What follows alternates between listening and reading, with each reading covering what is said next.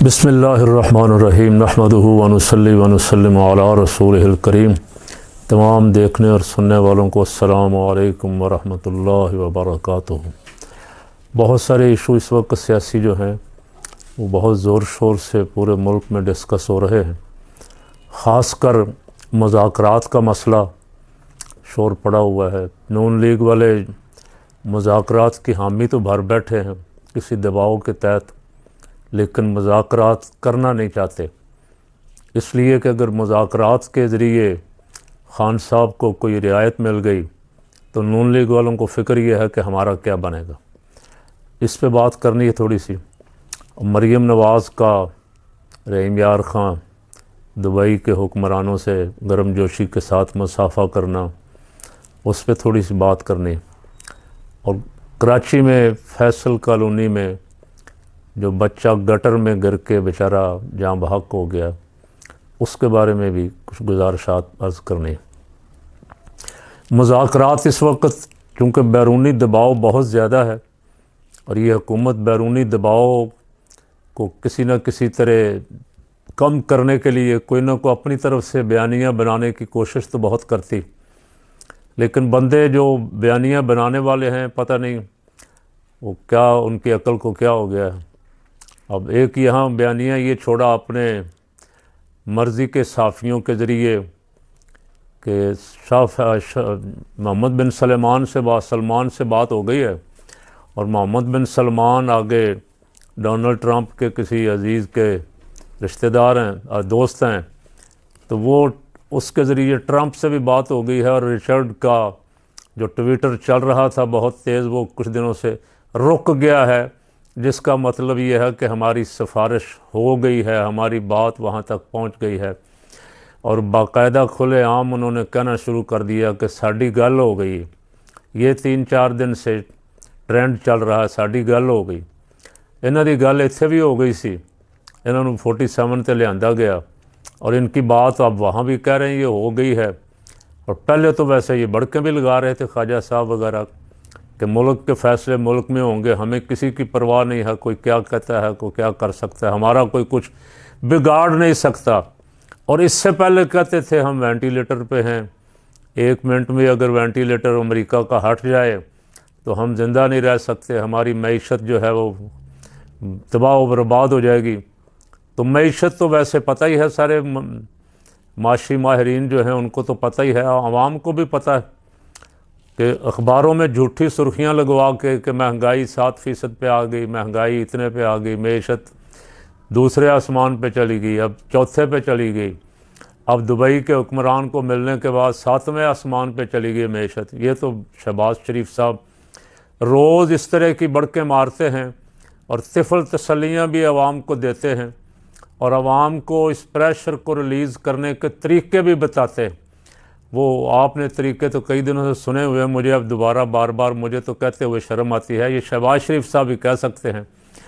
ایک تو اچھا وہاں کا جو منہ بولا ترجمان ہے اشرفی، اس نے 2-3 دن کے جو ٹویٹ حکمرانوں کے صحافیوں کے چلے اور 1-2 منسٹروں کے، اس نے پھر ان کی تردید کی کہ سعودی حکمران کو، سعودی خاندان کو، سعودی حکمرانوں کو اپنے ذاتی معاملات میں نہ گھسیٹا جائے، وہ کسی کے مخالف نہیں ہیں، وہ پاکستان سے حامی ہیں، پاکستان کے سے محبت کرتے ہیں، پاکستان کے ساتھ ان کے تعلقات ہیں۔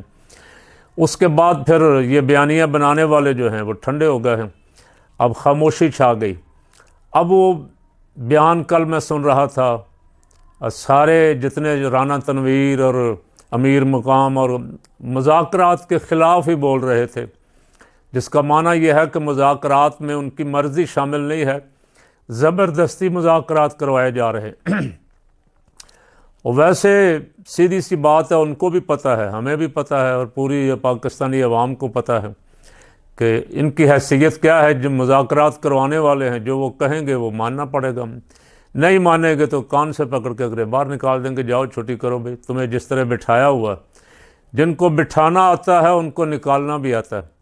ان کے معاملات جس دن ٹھیک ہو گئے خان کے ساتھ، اور سنا یہ ہے کئی دنوں سے خبریں تو چل رہی ہیں کہ معاملات پس پردہ چل رہے ہیں، اور بہت ساری باتیں طے ہو چکی ہیں.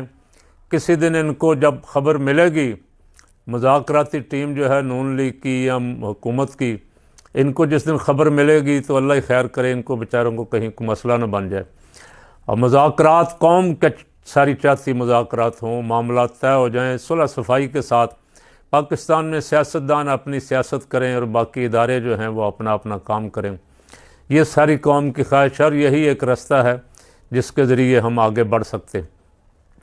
مریم نواز صاحبہ کا ایک کلپ ہے، اور وہ گئی ہیں وہاں، رحیم یار خان، شہباز شریف ساتھ ہیں، اور وہ ملاقات فرما رہی ہیں دبئی کے یا ابوظہبی کے حکمران صاحب سے.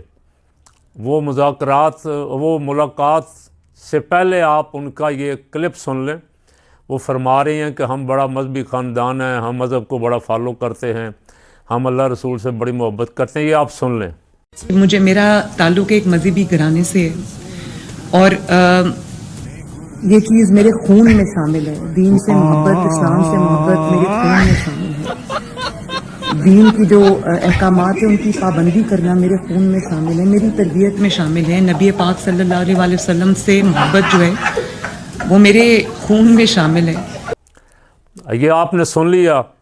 اب میرا سوال یہ ہے کہ مریم صاحبہ ہی فرما دیں، یا مریم صاحبہ کے حامی مفتی فرما دیں، یا وہ پورا طبقہ علماء جو دن رات ان کے خطبے پڑھتے نہیں تھکتا، ان میں سے کوئی فرما دے کہ یہ کام جو رحیم یار خان شیخ زائد ایئرپورٹ پہ بی بی صاحبہ کر رہی ہیں، گرم جوشی سے ایسے ہاتھ ایک نیچے ایک اوپر رکھ کے ہاتھ ملا رہی ہیں، کیا کسی حکمران سے، کسی مذہبی دینی خاتون کا نہیں، کسی مسلم خاتون کا ہاتھ ملانا جائز ہے؟ سیکولر لوگ بھی چیخ اٹھے ہیں. جو سیکولر طبقہ عورتوں کے ساتھ ہاتھ ملاتا ہے نا، وہ بھی ہاتھ اتنا کو ملاتے ہیں، اور جو عورتیں ملاتی ہیں وہ بھی پریشان ہیں دیکھ کے. اور مجھے تو سمجھ نہیں آتی، کیپٹن صفدر صاحب تو واقعتاً دینی گھرانے کے آدمی ہیں، اور میاں شریف صاحب بھی دینی آدمی تھے، کوئی شک نہیں ہے اس میں. میاں شریف صاحب کا تعلق جامعہ نعیمیہ کے ساتھ، جامعہ نظامیہ کے ساتھ، دینی مدارس کے ساتھ بہت اچھا تعلق تھا. بچوں کو بلا کے کھانا بھی کھلاتے تھے، اور 11ویں شریف کا، میلاد شریف کا، ختم شریف بھی اپنے گھر باقاعدگی سے کرواتے تھے. تو ان کی پرورش تو دینی ماحول میں ہوئی، اس میں کوئی شک نہیں. لیکن لالچ، حوث اقتدار اور سب کی زبان پہ اچھا بننے کی خواہش، وہ انسان کو کہاں سے کہاں لے جاتی ہے. اب میں کچھ زیادہ تبصرہ نہیں کرتا، اور سوشل میڈیا پہ شور پڑا ہوا ہے، فوٹو بھی گردش کر رہی ہے، اور دھڑا دھڑ لوگ اپنی اپنی رائے دے رہے ہیں. میں کچھ نہیں کہتا، میں صرف ان علماء سے کہتا ہوں جو اپنے آپ کو سرکاری علماء کہتے ہیں، جو کسی نہ کسی طرح کوئی سینٹ میں ہے، کوئی اسمبلی میں ہے، کوئی کونسلوں میں ہیں، کوئی کمیٹیوں میں ہیں، کوئی نون لیگ کے ساتھ ہیں، کوئی پی پی کے ساتھ ہیں. ان سے کہتا ہوں کہ وہ فتویٰ ارشاد فرمائیں. ان کی زبانیں گنگ کیوں ہو گئی ہیں؟ ایسے مواقع پہ ان کو بولنا چاہیے تاکہ قوم بھی ان پہ اعتماد کرے کہ یہ حق بولتے ہیں.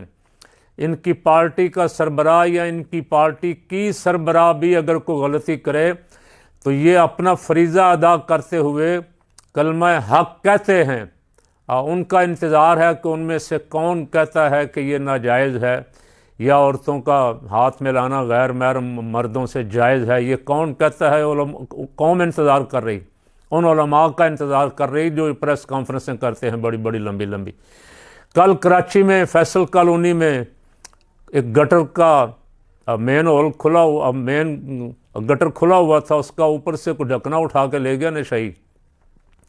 اس میں 2 بچے گر گئے، ایک بچے کو نکال لیا گیا، اور ایک بچہ پھول جیسا بچہ ہے، اور بیچارے کی لاش بڑی مشکل سے نکالی گئی 2 گھنٹے کی تگ و دو کے بعد، اور سارے میڈیا پہ اس کا شور پڑا ہوا ہے. آج سندھ اسمبلی میں بھی اس پہ ہنگامہ آرائی ہوئی، اور کراچی کی جو کونسل ہے اس میں بھی شور شرابہ پڑا. لیکن وہاں کے میئر صاحب فرما رہے ہیں کہ گٹروں کے ڈھکنے دینا میری ذمہ داری نہیں. اگر یہ تیری ذمہ داری نہیں ہے تو شرم سے ڈوب مرنا تو تیری ذمہ داری ہے نا. میئر کراچی صاحب، پہلے آپ کا گلہ یہ ہوتا تھا کہ صوبائی حکومت ہماری city government M Q M کی، सिटी गवर्नमेंट जमात इस्लामी की, सिटी मामलात हमारे हाथ में नहीं हैं। अब तो आपने 47 पे सिटी गवर्नमेंट पे भी कब्ज़ा किया है, सूबाई पे भी कब्ज़ा किया है, वफाक में भी सदर आपका बैठा हुआ है, वज़ीर आला आपका, वज़ीर आपका बल्दियात का, और मेयर भी आपका। अब आपको कौन सी रुकावट है कि आप बच्चों की ज़िंदगियां बचाएं? आप पता करवाएं कि कोई गटर शहर में खुला हुआ तो नहीं है।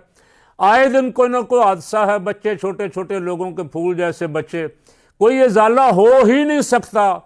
उन माँ बाप का सदमा जो है उसे अल्फाज में नहीं बयान किया जा सकता कि जिनका बच्चा हंसता मुस्कुराता खेलता बेचारा गटर में जा गिरा।